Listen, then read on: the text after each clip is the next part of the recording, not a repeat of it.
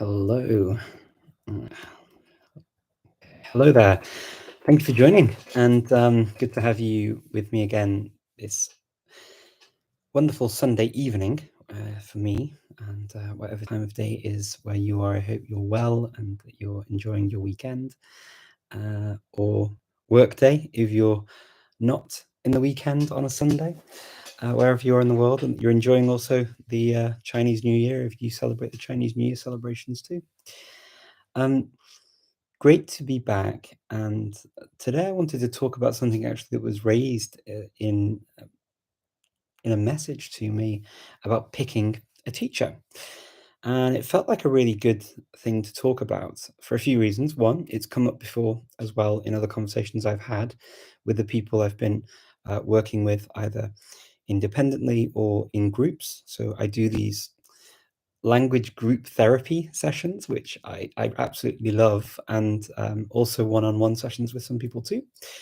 And those sessions are a lot of fun, a lot of sharing of what's going well, what's not going well, what works, what doesn't work. Basically, something like this, but with more interaction with me. So they've been a lot of fun, and one of the things that I noticed is picking a teacher and some of the questions that are asked, but also some of the questions that are not asked, I thought was particularly interesting for this topic. Of course, I mean, it's no secret that I use italki teachers and community tutors, and I have done that for a number of years, and I enjoy using italki. And in fact, there is a code for you to get a discount if you use the link from the Polyglot Conference link, which is in the description here. And also, if you use my name, you get $5 off, including the $10, so $15 in total off if you start using italki.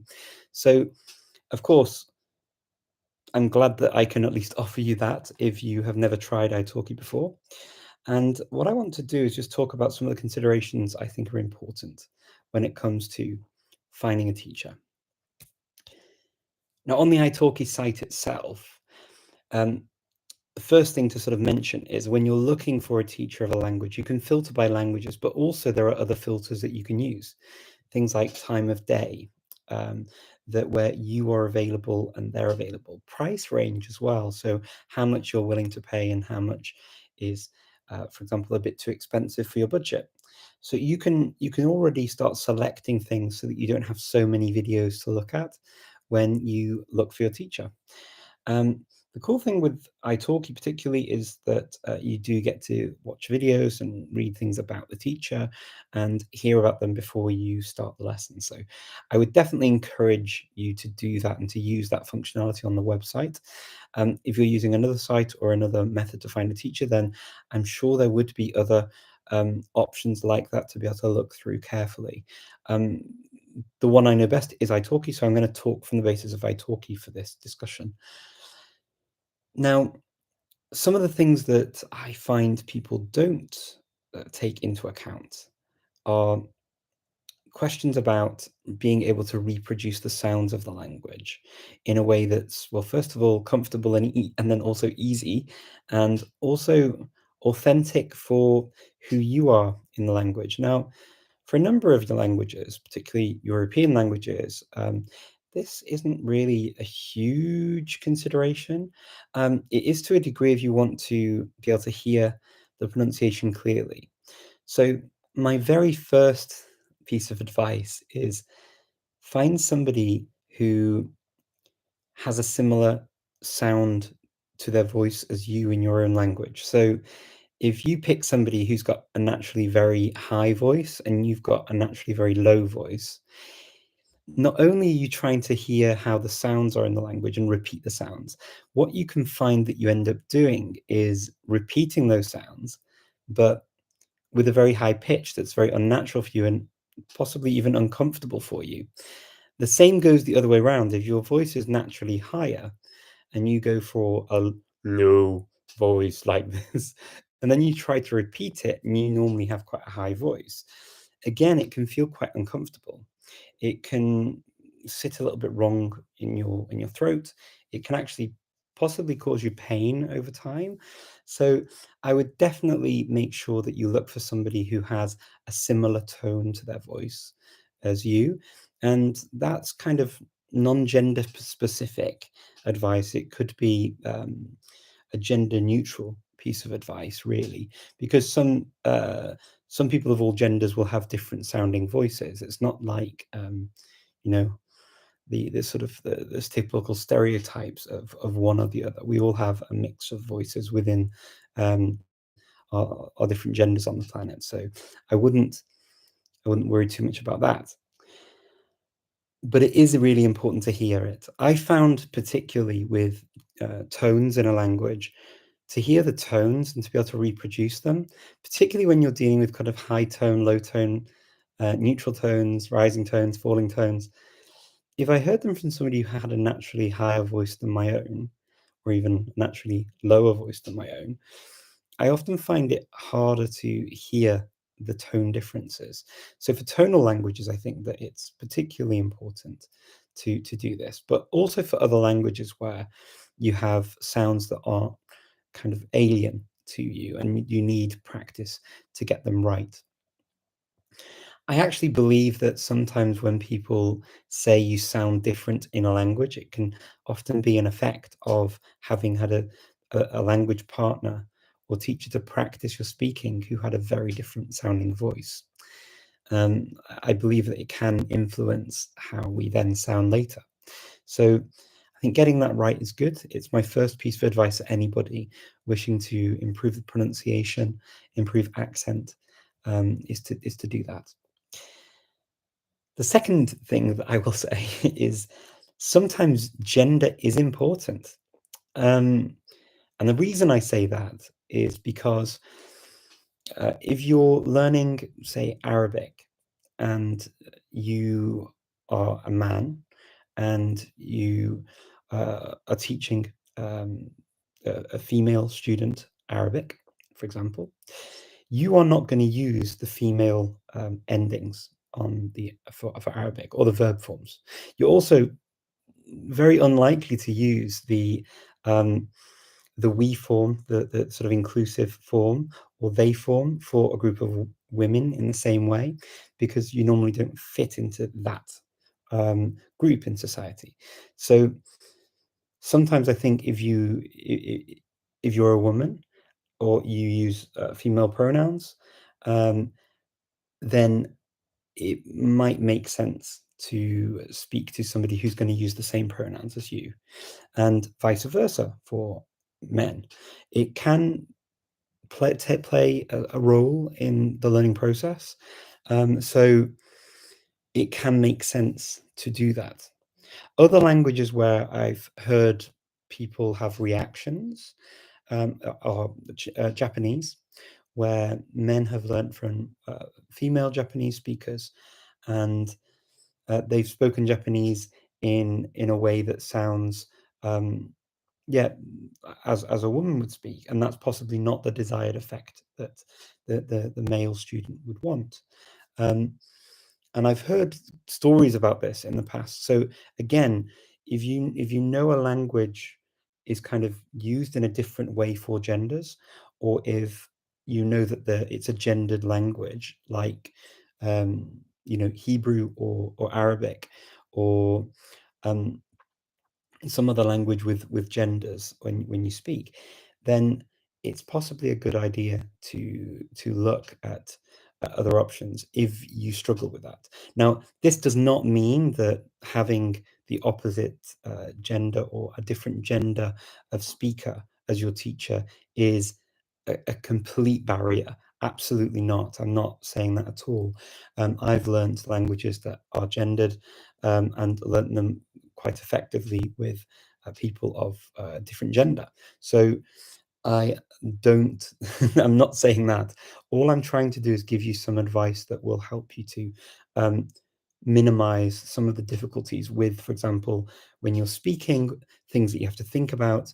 If you're coming at a language like Arabic and you've already got a lot of differences in the grammar and how it works, and you'll want to really be focusing on the type of language you're going to realistically use in the wild. I mean, um, So these are sort of why I think that sometimes gender can play a role. Not necessarily the biggest role, but it can play a role.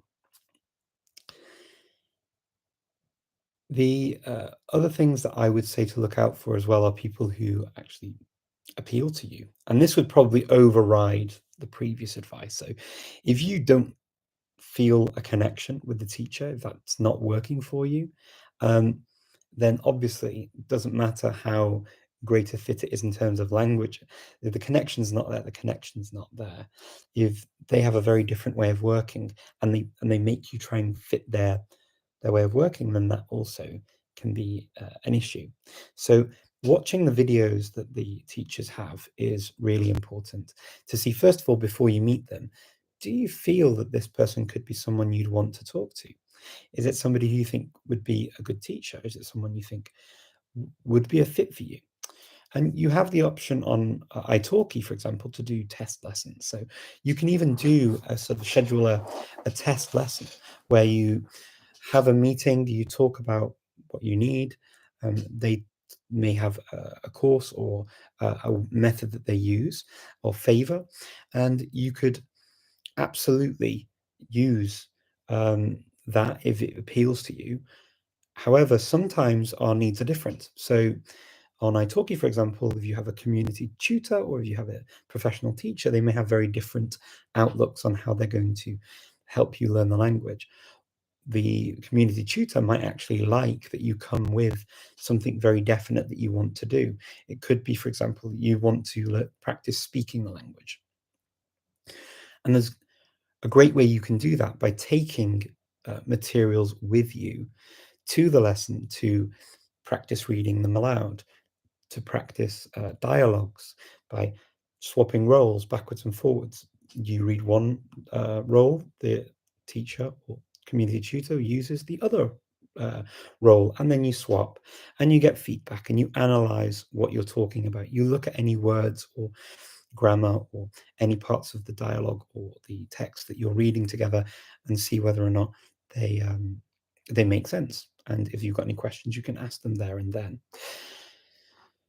If you prefer to be led in a lesson and you want somebody who's going to actually teach you, work through a book, work through a course, whether it's their own or whether it's another course that's been written by a third party, then you will know yourself if you feel comfortable finding your own materials. You may prefer to be led.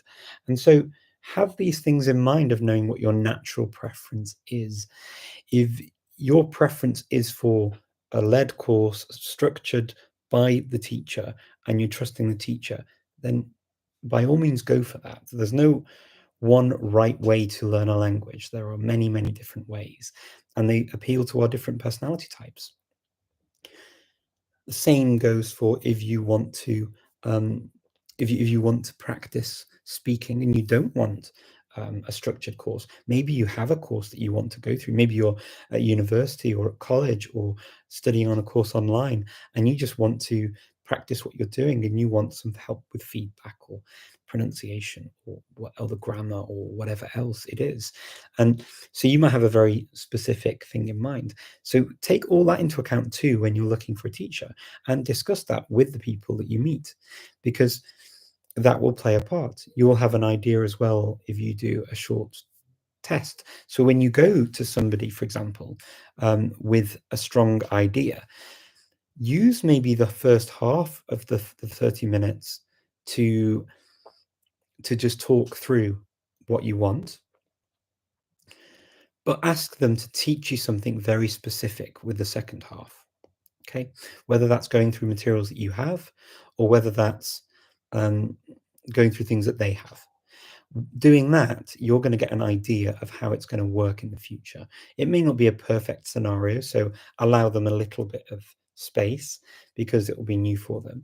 But you can get an idea for, do they allow you to talk? Do they allow for silence for you to repeat things? Or do you feel flustered? Do you feel stressed? How does the teacher's personality and how they approach you and talk through the language, how does that make you feel? Does it make you feel anxious? Does it make you feel relaxed? Is it helping sort of type of interaction that you get from the person. All of these things to do with sort of how you feel and how your personality is and how you get the feedback are all super, super important, because you're going to need to speak to this person potentially for quite a long time. And you want to have somebody you're going to feel that you can get on with and you enjoy meeting with, and that you look forward to the lessons with that person. I've in the past had a mixture of people who who've worked with me on languages. Some of them have worked very, very well, others less so. Some have been language teachers, some have been language partners. And so, to give an example from my own life, I've had language exchange partners where actually they go in and they don't really want to speak their language, they want to just practice English. And when that happens, I am not that interested. I think if it's a language exchange, you need to have a fair exchange. So look out for people who maybe are too much in for the I want to get something out of this from you first, without it being an equal exchange if you're going through an exchange route. If you're going through a teacher route, you want to make sure you're getting as much of the language practice as you can, particularly if you're not in the country, or if you're, not getting much opportunity to use the language. Some languages are difficult to get to use unless you're having a lesson. So the last thing you want is for that lesson to be full of English or another language that you already speak well. It makes more sense for you to have as much practice of the language as possible. You can read things on your own, you can have things explained perhaps by the teacher, but also I would definitely advocate getting as much of the practice as possible so that you feel secure in what you do. Um, Getting a chance to play with the language with a teacher or a community tutor is really good, because then you're manipulating the language itself and you're getting instant feedback. Is it right? Is it wrong? If it's wrong, why is it wrong? You can get explanations. So when you come to meet with somebody, it's really crucial for you to get out what you need. It can get to stages with teachers as well, where maybe you've covered a lot of things and you even get close and you become sort of friends and you talk about things and you ask how things are. There is a point where you need to sometimes keep that boundary. And the reason why I say this is because um, what language lessons can turn into if we're not careful is chit chat of just how are things? Oh, great. Where did you go last weekend? Oh, I went there. And before you know it, the half an hour, 45-minute lesson is over. And all you've done is practice things you already know. So also bear in mind that if you're paying for lessons, you want to be getting things out of it. Sometimes it might be that your goal is just to keep practicing that level of language. And if that's your goal, it's absolutely fine to develop that friendship and just have a natural conversation. But if that's not your goal, and this is something you need to ask yourself, if your goal is to keep advancing and moving on, do I need other things going on with this language lesson?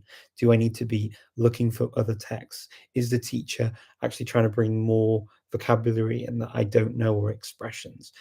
Is this happening or is it not? If it's a community tutor, I would say that actually a lot of that job is going to be on you to bring that to the table, because they're not there as a professional teacher necessarily. If you're using them as a professional teacher, then definitely the onus is a little bit more on them to look for things that are going to work for you and going to bring on your language skills. So talk through with anyone you potentially want to have as a teacher about the kinds of materials they use.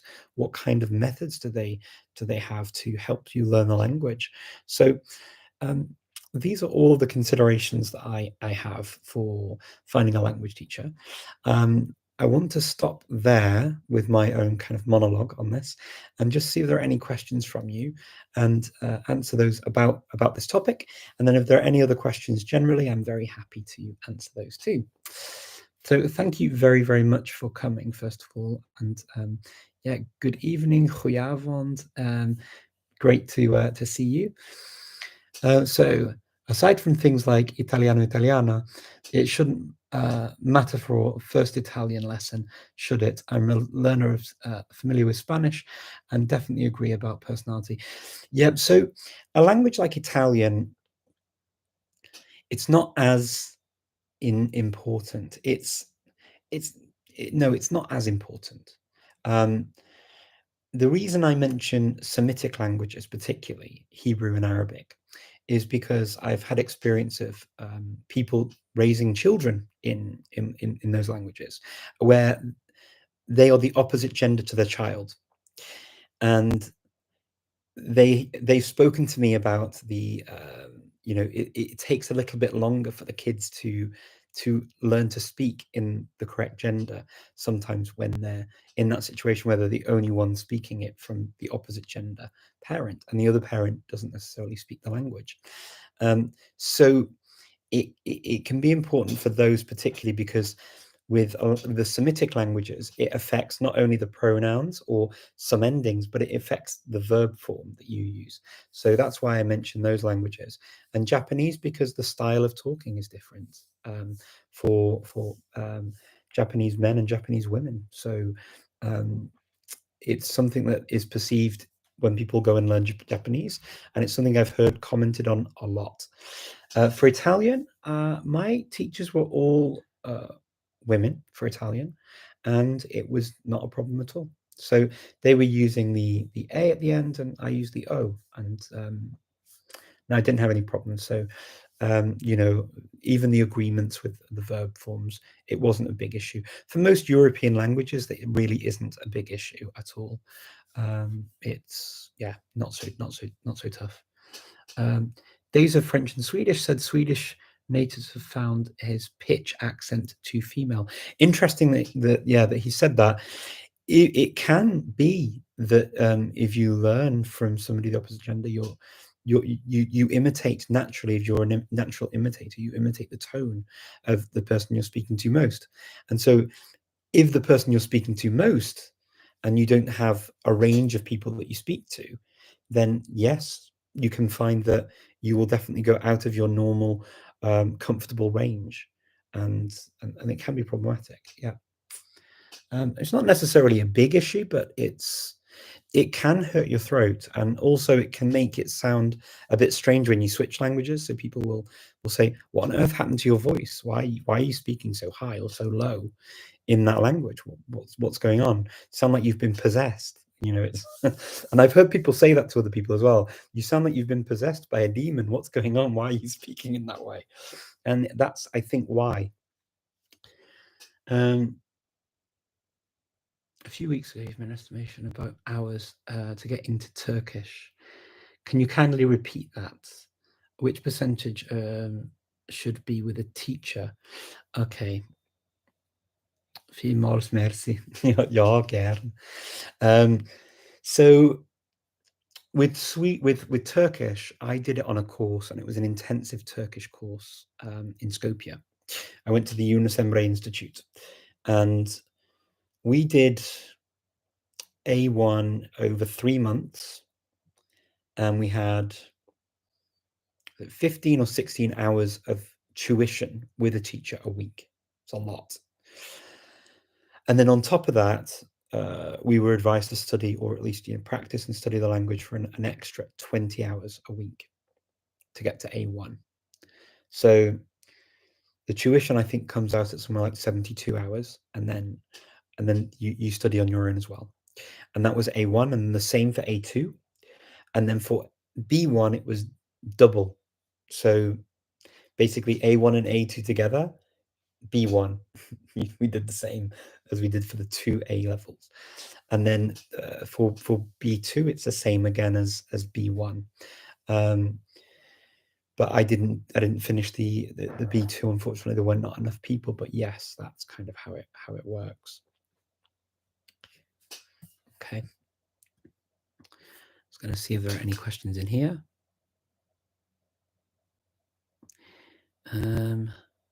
Just want to see if I've missed anything. 1 second on Instagram. Ta-da!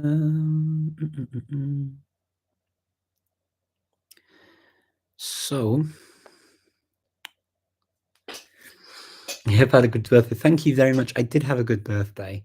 It was my birthday on Thursday. I had a very nice day. I got to walk around and take pictures and do things I enjoy. So thank you. Yes, I did. Let me see.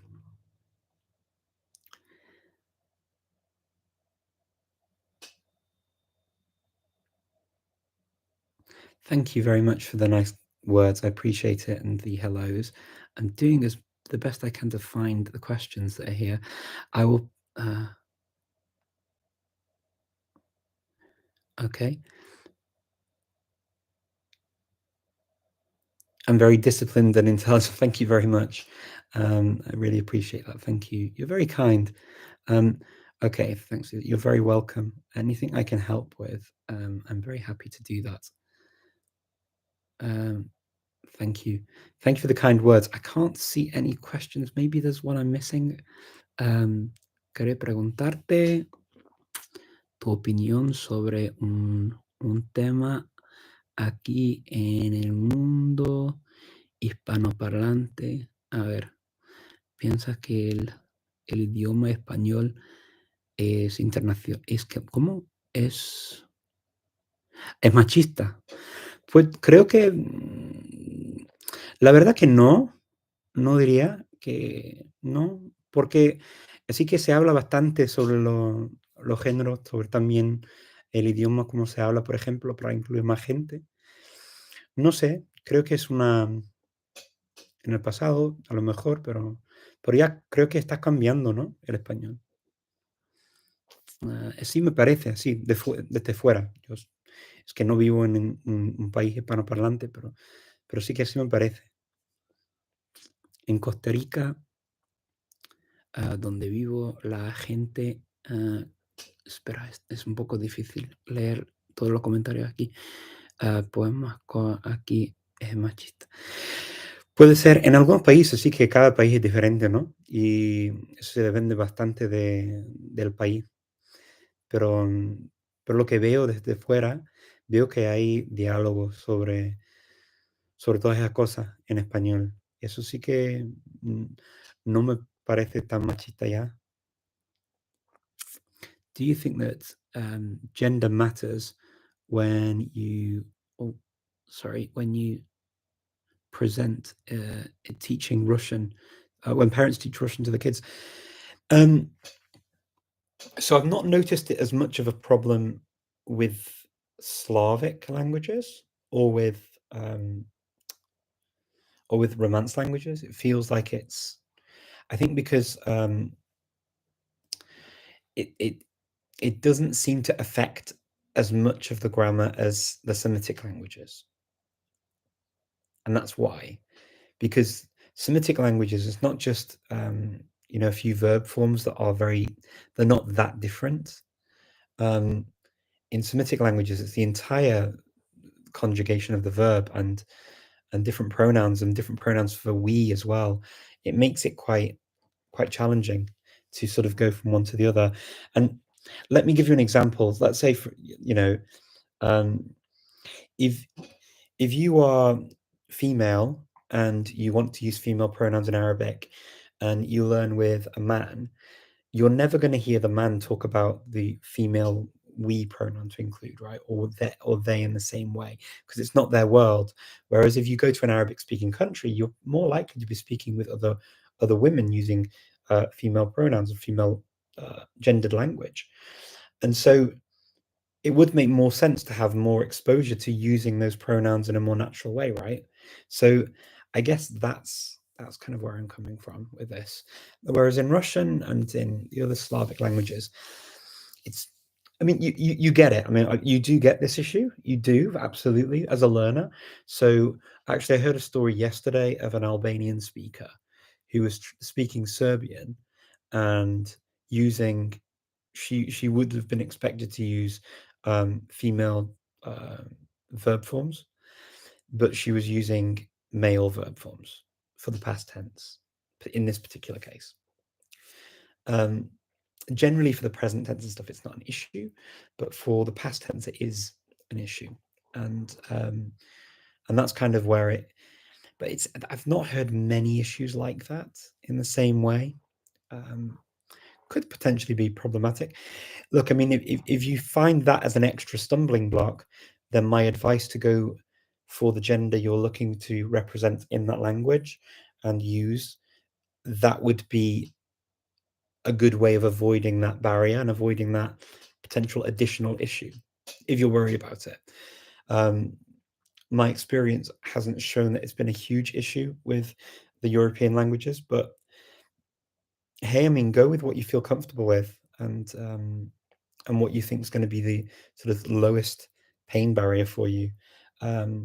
It's a good proportion of genders in terms of teacher students. So it's not like, you know, if you go to one gender just because that's the gender you want to use in your own language, then it's not that there are going to be equally other people who will go for the other gender anyway. So I don't think it's going to have this big, this big effect on teachers in the same way, but it's definitely a consideration.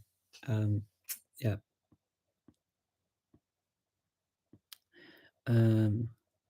Okay. I would also like to know if gender matters as a parent teaching Russian. Okay, yeah. I think teaching Russian to your kid. Yeah, I think in terms of learning languages, I've not really heard the same issues. I'm not sure if it is. If it is, it would be a very easy problem to correct in a language like Russian, because you're only talking about sort of, I mean, okay, you've got some adjectives to think about and stuff, but the thing in Russian is, as well, is you're going to be using, for example, if, let's say, you're a mother speaking to and using female gender pronouns, gender language in Russian, and you're speaking to a male child who's growing up using male gendered language. When you speak to the child, you will be using the male adjectives, okay? And you will be using the form for I in Russian is the same whether you're using male or female gendered language. It doesn't make any difference. Whereas with a language like Arabic or Hebrew, okay, Arabic as ana, so it's the same, but but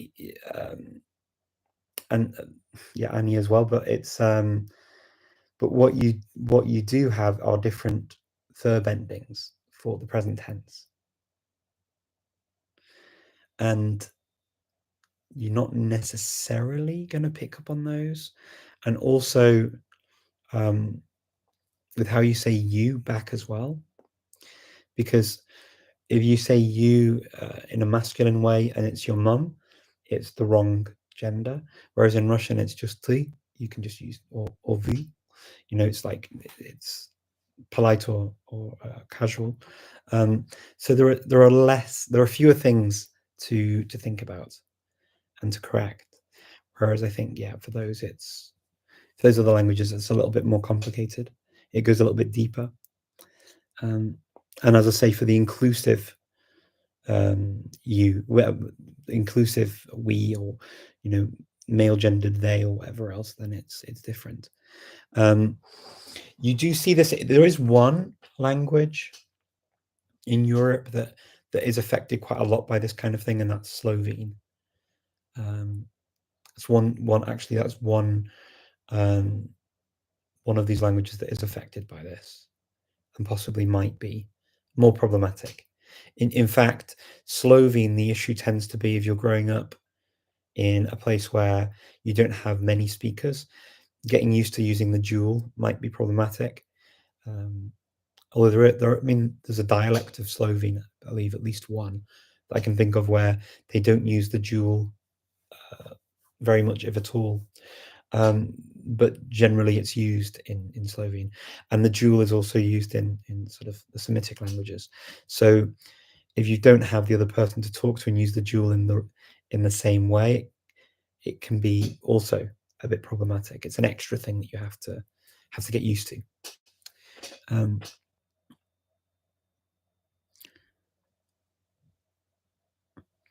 The tone of voice matters. Is it good to choose another tongue teacher? I'm not sure what that means. Sorry, I don't know what you mean by that question. Oh, not native speakers have different accents. Yeah. So the idea of native and non-native for me is kind of a bit weird. So I think when we've got to see what we mean by native and what that actually brings to the table. I'm going to take my language of English, okay? So first of all, we don't talk about native English speakers in the UK. It's you can't look for or ask somebody to apply for a native speaker of English or any language. It has to be native level. And it's an important distinction to make because some people have other languages that you use at home that they call their mother tongues or their native languages, but then they still have a level of English that's at the same level as monolingual English speakers. So that's the first thing. So when we talk about native level speakers, with English, very often they don't know the grammar particularly well. So sometimes a second language speaker, someone who's learnt English later in life, not as a child necessarily, or maybe they learnt it at school, sometimes they have a better grasp of being able to understand and therefore explain English grammar than somebody who just speaks English because they were born in a place where English was spoken and spoke it at school or on the street or whatever. So just because somebody has a native level because of just speaking it all their lives, or most of their lives, doesn't necessarily mean that they're going to give you the best tuition or the best English that you can learn. They could also speak a non-standard form of language, and some people are aware of the non-standard forms, some aren't. And if you're learning the language, often you will learn the standard form first for most languages. But they're things to definitely keep an eye out for when it comes to speaking and using the language. But yeah, I don't agree that, for example, a native level speaker is necessarily better than somebody who's been trained to teach the language. And for them, it's a second or a non-native level language that they've learned outside of an English-speaking country and outside of an English-speaking household. So, yeah, it's kind of my view on it. I'm a bit down on the whole, particularly in Asia. You see this a lot where people will actually not take people on for jobs because they are not from one of the well-known English-speaking countries. So, and you hear this quite a lot, and I'm not a big fan of that. I think that we need to appreciate people who are actually just good teachers. And I've had teachers who have been excellent and not necessarily from the country or have any direct relationship to the country. They just happen to speak the language. It's still, if let me give you an example. I mean, like, from the language learning community, Luca Lampariello, for example, would be able to teach somebody French or Spanish or English sufficiently well. And he's not from any of those countries, and he didn't grow up speaking those languages. He just happens to speak them very well. So, yeah. That's kind of where I sit with this. Trying to learn Russian, okay, and listening to incomprehensible input.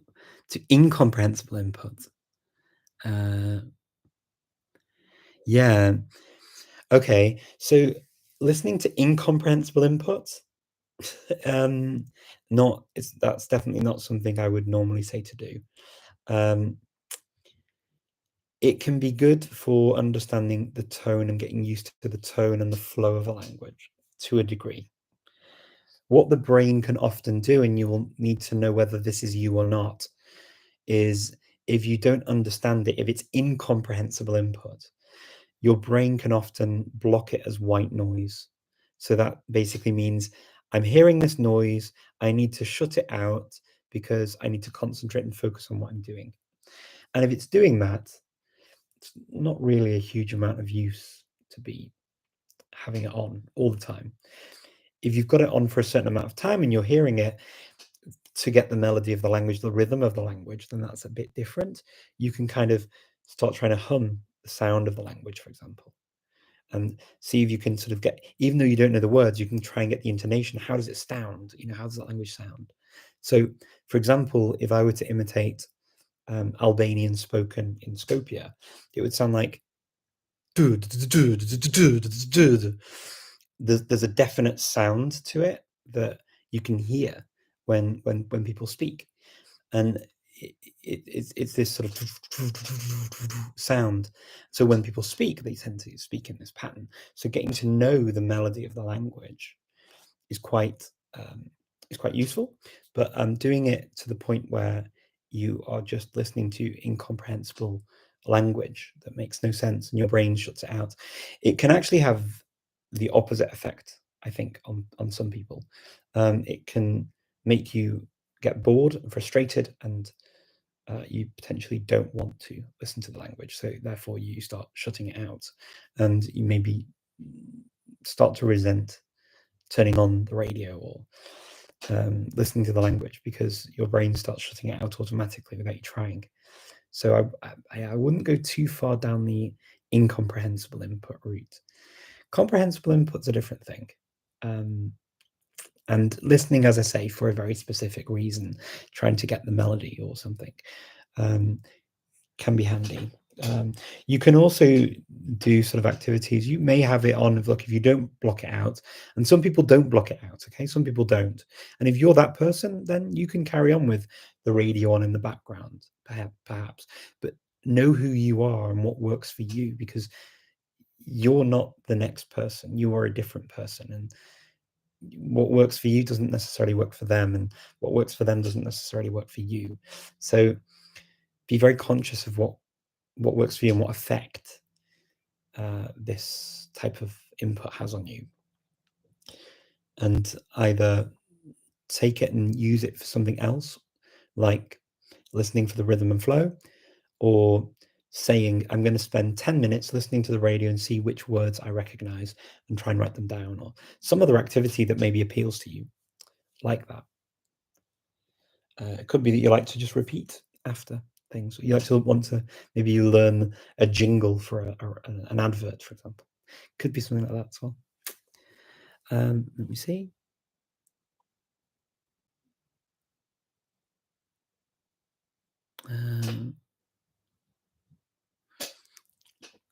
Will talk. My question is, will talk with people make me learn faster?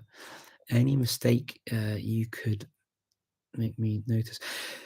Yeah, if you're listening to the person who's speaking to you, so often people will do a few things when they're speaking to you. Some people will actually stop you and correct your mistakes. Other people will repeat things back. If you ever hear anybody repeat things back to you, repeat it back again. Stop and repeat it back again. Because it could be you've said it in an incorrect way, you've used a slightly incorrect form. They are what's known as echoing you. So they echo back with the correct grammar or the correct word choice, so that you can understand the difference. If you just carry on, you're not going to correct it. So you've got to be an active listener as well as a speaker. But yes, I find personally that speaking a language helps me to learn, because it helps to repeat and get feedback and move forward. If you want to speak a language and you don't speak, then yeah, I'm sorry, but it's not necessarily going to follow that you then end up speaking randomly. You might speak some of the language after having done no speaking for a long time. But generally speaking, yeah, you need to practice the skill that you're trying to improve. So yes, Of course, be aware that if you get to the stage and you want to keep improving and you're just getting to this like friendship zone where you talk about what you've done and what you're going to do and how you feel and how your day's been, and that's easy for you, you're not necessarily learning at that point. You're just practicing.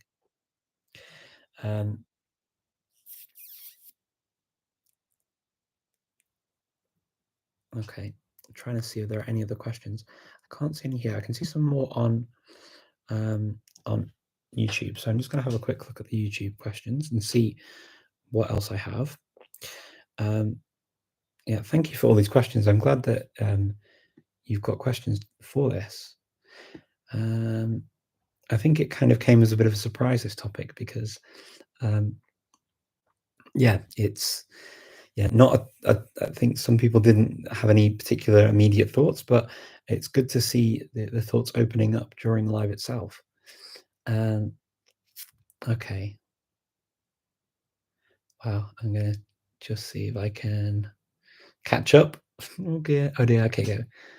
What's the etiquette on italki as regards to requesting written feedback on speaking performance after the lesson, rather than interrupting the conversational flow with corrections? That's what you decide with your teacher. I mean, you would do in the introductory meeting, you could agree that's a kind of a really good point to mention, because if you don't like to be corrected while you're talking, then possibly good for you to mention that so that you're not put off. If you want feedback though, but you don't want to be corrected during the lesson, then expecting the teacher to write long notes after you've had the class is possibly unrealistic. It depends on the teacher. So what I would suggest would be, and a lot of teachers already do this on italki, they use a Google Doc and they write notes in, they write feedback, they write words, they write things. And if they don't, and they write it in the chat, copy and paste the chat into a Google Doc or something that you can look at later so that you don't lose it. You can ask them in that doc to note down words that maybe you've pronounced incorrectly, and maybe how they should be pronounced, whether it's you're stressing the wrong part of the word or it could be something else. And you can go back the next lesson, review it, the next lesson, just read those first before you start the next lesson. I hope that helps. That's what I would do. Took me 5 tries to find a great teacher. Yeah, I feel it. Also, finding practice partner can take a few tries. I've had 2 girls and 4 ridiculous holidays. For comeback, 1 kept missing and had big emotional issues. Yeah, so the teacher needs to definitely be on a wavelength with you and be in a position where they can help you. You'll get a feeling for that quite quickly. I'm glad that you did find people in the end. Yoga bliss. Find female teachers because in general I feel like they are nicer. Is that weird? It's not weird. If you find female teachers nicer, there's nothing wrong with finding anything nice. That's a personal choice, and yeah, it's not necessarily weird. It has many reasons why we maybe gravitate towards certain groups of people, right? I mean, it's like languages as well. Certain languages we gravitate towards.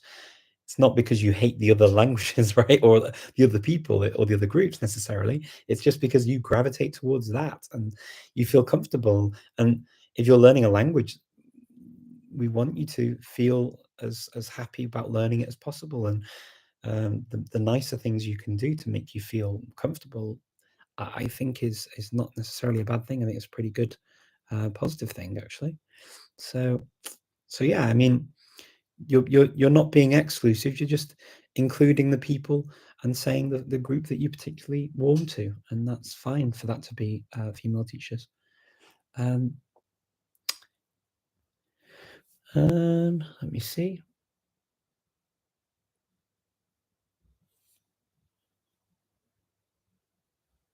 Okay. Richard, good to see you. How are you? Yeah, I'm doing well, thank you. Any tips for learning grammatical genders, especially in German? Good question. So this is something that was raised with me actually recently about grammatical genders in German. There are a few things that I've seen people do. First thing is, I would say, when you're learning a noun in German, learn the gender with it. So is it der, die, das, and also what the plural will be as well. It's good to learn all of that together. If you're writing it down and you're finding it difficult to remember some of them, you will start seeing some patterns in German for the gender of nouns. It's not that it's completely patternless. There are definitely patterns to be had and to be seen. That said, there are going to be ones that you're going to stumble on and find more challenging to remember.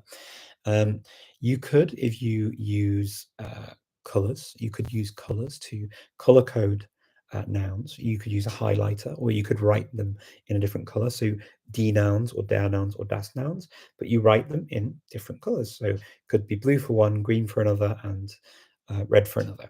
And you choose the color, you choose what you're happy with.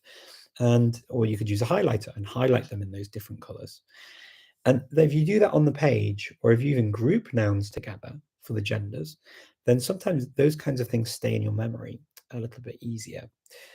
So try that and see how you get on, Rasmus. I would say that would be my first step in trying to learn, but do make sure you do make an effort to learn the gender with each new words. What are Semitic languages? Semitic languages are languages from the Semitic language family. So those languages include, and this isn't the biggest group I can mention. There's a lot, probably more that I'm not going to mention here, but the ones that are probably most well known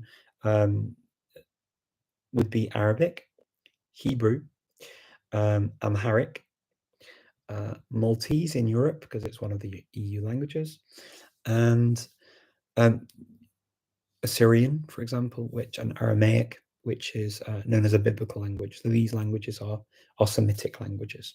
There are others that I've not mentioned, but yeah, they're the kinds of languages. And the reason why what they have in common is that they have root letters for words, and then you extrapolate out of the root letters many words, different families.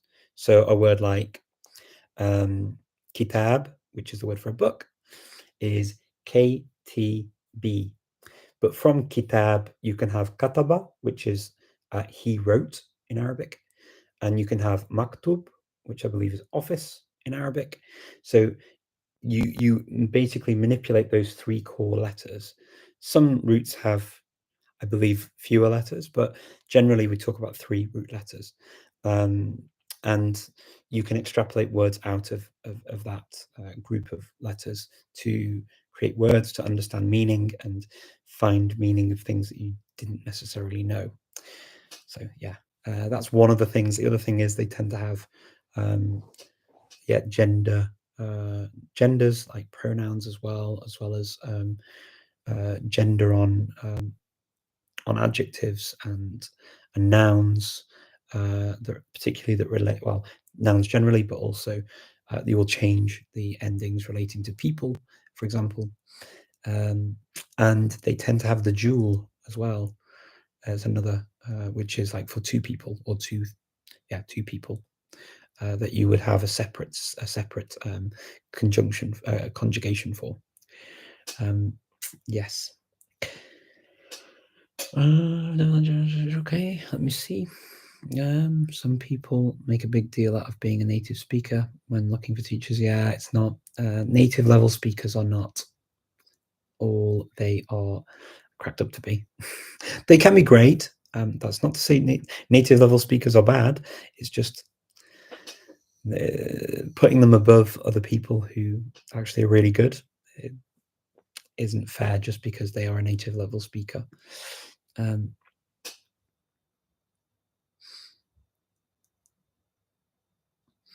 to be honest, lovely teacher, but her accent is so strong. Okay, I don't think I make a good teacher yet. They have a degree in English too. Yeah, look, if you're looking for an accent, what you can do, if you know your teacher has an accent, like a strong accent from a place where they don't speak the language that you're learning, there's nothing wrong with using that teacher to help explain the grammar and to go through exercises and to just have chit chat with. You can use another speaker to practice the accent as well, if you want to hear an accent from a country where the language is spoken, and you know that that person has that accent or an accent very close to it. So if your other teacher has a strong accent, it's not necessarily the end of the world. That teacher could explain the grammar very, very well and very methodically in a way that's really understandable to you. So weigh up what works for you is kind of my advice on that. Yeah. The Coswell America, yeah. Heather Coswell is really, really good at Polish. Yeah, she sounds great when she speaks. I love hearing her speak Polish. Absolutely. So I've just finished my Japanese lesson. Nice to see you too. Thank you for joining. Wow. Let me see.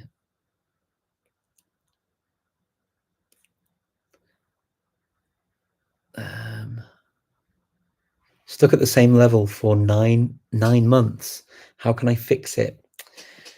You have to make a big effort to fix it if you're stuck at a level for 9 months. It's a bit of a wide question for me to answer in the few minutes I have left. And I may need to come back to this as sort of a separate thing, Louise. But it requires you to decide on things that are important for you to talk about with your speaking partners, your language teachers, your language partners. And so there are ways to fix it. It just might take a little bit longer for me to explain than I have in the time left. But it's a really good question, and I can expand on that again. Okay. Sorry about all the rephrasing. Welcome. Okay. Okay. So I think I've got to. Will you come to Paris one day? I hope to come to Paris one day again. I've not been to Paris for a while, and I'd love to go back. Hopefully, when all of this pandemic thing's over, I'll be able to travel again. It's been a while, so I hope so. Before I do leave today, I just wanted to let you know. I mean, I've been working with a number of people over the last few weeks, and actually really enjoying doing that. And so I am going to use some of the things that I've learned from that to try and help as many people as possible. Now I'm going to continue doing these lives that I do freely, and I enjoy doing them, and I enjoy spending the time. I do notice that some of you need more time and have more questions that you want to ask me, and so I'm going to set up a Patreon page so that first of all, obviously the time that I take is going to have to go against what I normally do for work. Okay, so and that's why there's a Patreon there. But I'm always going to have this free platform available, and I will always do my best to answer as many free questions as possible. And also, some of the people I work with freely. I don't charge a rate. For Patreon, you do need to have levels, and I need to make it something that it will work for my time and compensate not working on work projects, right, that will bring the money for my family to eat things. So I will do my best to provide something that's useful, and I will launch it soon. And if you've got anything that you particularly want to see from me, or things that you would find useful in that type of setup, then do let me know. My thought at the moment is that I will do live sessions with Patreons on Zoom where you can actually ask me questions straight after these lives. And if you feel that that is something that you would like to do, then yeah, maybe we go down that route. But let me know if there's anything you particularly want to see included in those kinds of packages, and I'll see if I can accommodate as many of you as possible. I really enjoy talking to you. I really enjoy helping as many people as I can with language learning and supporting. And as I say, I mean, I get a lot out of this as well, personally, and I would love to be able to do more. If it's something you think would work, then yeah, just drop me a comment, let me know, share, let me know if you think it's something you'd be interested in or somebody else might be interested in, and I would be very, very happy to get your feedback before I launch anything. So yeah, please let me know. It was really, really nice to spend some time with you again, and I look forward to seeing you again next week for sure. And yeah, take care, enjoy the rest of your weekend, and happy language learning, everyone.